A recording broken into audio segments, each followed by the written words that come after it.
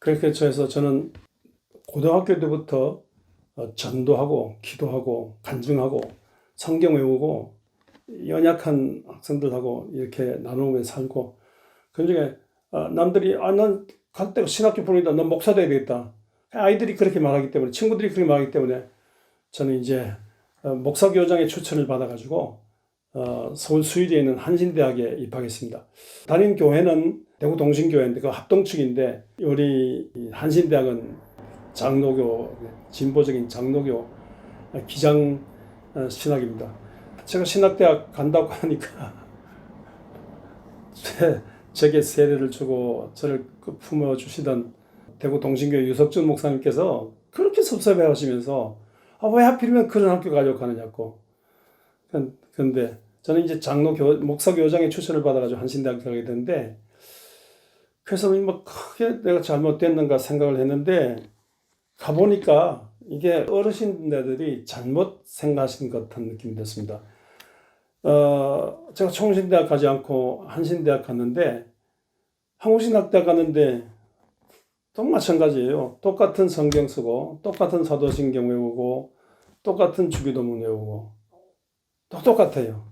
공부하면서 생각해 보니까 소위 신학에 이제 정통 신학이 있고 자유주의 신학이 있고 신정통주의 신학이 있는데, 정통주의는 66권 성경을 중심한 사도신경 고백 정통 신학을 기반으로 한 그 신학인데, 뭐 수천 년도 내려오던 정통 신학이죠.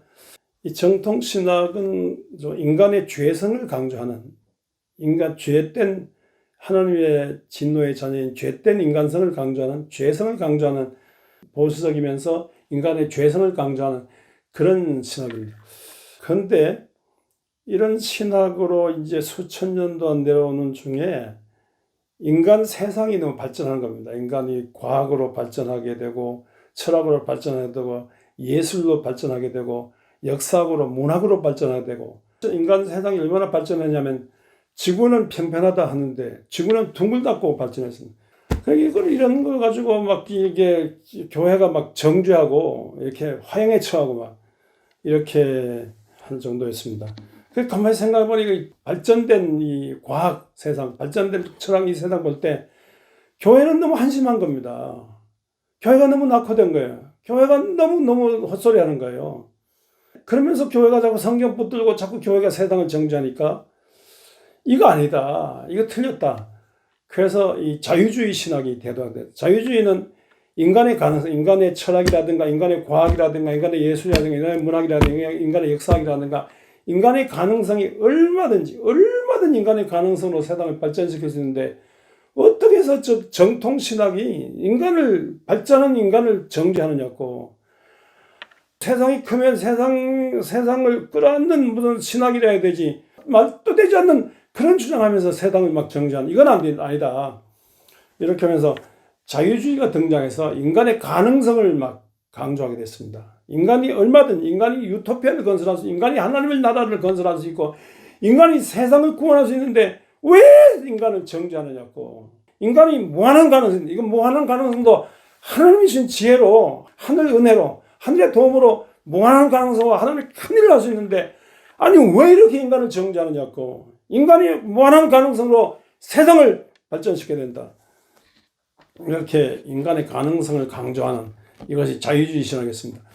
근데 이 자유주의가 이렇게 막 인간의 가능성을 인간의 모든 인간사에 받은 것으로서 세상 얼마든지 하늘나라 건설할 수 있다는 이런 식으로 오만하다가 2차 대전을 겪으면서 아이고 진짜 인간이 하나님의 진노의 자녀고 이거 동물보다 더 악한 놈들이다. 이게 인간의 죄인이지 뭐냐. 이 죄인 인간이 어떻게 해서 이 하늘나라 건설하느니, 예수는 우리 모델이니 이거 왜 하느냐고. 그래서 2차 대전이 지나면서 자유주의가 깡그리 무너지게 됐습니다. 진짜 인간은 죄인이고 동물보다 더 악한 죄인이고, 우리는 진짜 하나님의 은총과 하나님의 사랑, 하나님의 도움 없이는, 예수 피 없이는, 성령의 도움 없이는, 하나님의 말씀 없이는, 하나님 믿는 믿음 없이는 도저히 인간이 살 수 없는구나.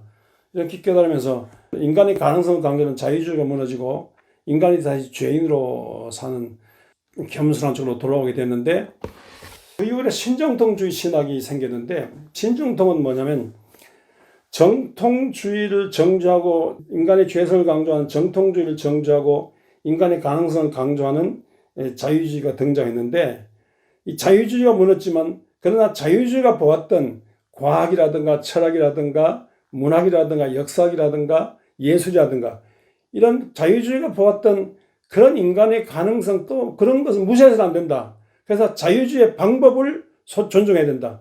그래서 인간의 죄성을 강조하면서 자유주의의 인간 가능성의 방법을 그대로 가지고 온 그런 것이 신정통주의 신학입니다. 그래서 이 신정통주의 신학은 인간의 죄성을 강조하면서도 보수적인 정통 신학보다는 인간의 가능성도 어느 정도 인정하면서 인간의 죄성을 강조하는 진보 성향의 세상을 품는, 세상을 품고 세상을 참여하고 이렇게 세상 믿음으로 세상을 변혁시켜야 된다, 세상을 구원해야 된다는 이런 접근을 하게 됐습니다. 그래서 정통과 자유주의 넘어선 신정통주의 신학인데 이런 진보적 신정통주의 신학의 입장을 갖고 있는 것이 한국신학대학이다. 저는 이제 신학 공부하면서 그걸 깨달게 됐습니다. 이런 신학의 과정을 배우면서 정말 예수 그리스도의 전체 복음이, 예수 그리스도를 중심한 전체 복음이, 창세기부터 요한계시록까지 전체 복음을 세상의 정치, 경제, 교육, 사회, 문화, 재반 영역에 적용시켜야 된다. 이런 생각 갖게 됐습니다. 단순히 예수 믿고 천당 가는 것이 아니라 천당 가기 전에 이 세상에 민주화운동, 통일운동, 평화운동, 사랑운동, 이 세상에 청년을 키우는 운동, 어린이를 키우는 운동, 세상을 변혁시키는 운동, 이런 일을 해야 된다. 그런 것을 날마다 느끼며 살았습니다. 그러나 신학의 논리로 어떻게 이 세상이 되는 것이 아니고 아무리 신학이 강하다 할지라도 기도 없는 신학은 신학이다. 기도 없는 신학은 그냥 인간의 단의 질문이고 인간의 하나의 생각이고 인간의 철학이지 이거 기도 없는 신학은 아니다. 그래서 저는 그걸 배웠습니다. 그래서 기도를 하면서 새벽 기도하면서 금식 기도하면서 부단히 무릎 꿇어 기도한 중에 눈물에 기도한 중에 하나님의 성령이 나타나심을 경험하면서 이 진보 성향의 신정통주의 신학으로 하늘나라 가기 전에 세상에 하늘나라 운동을 일으키는 이런 일을 해야 된다. 그런 그 자세를 갖고 한신대학 공부를 하게 됐습니다.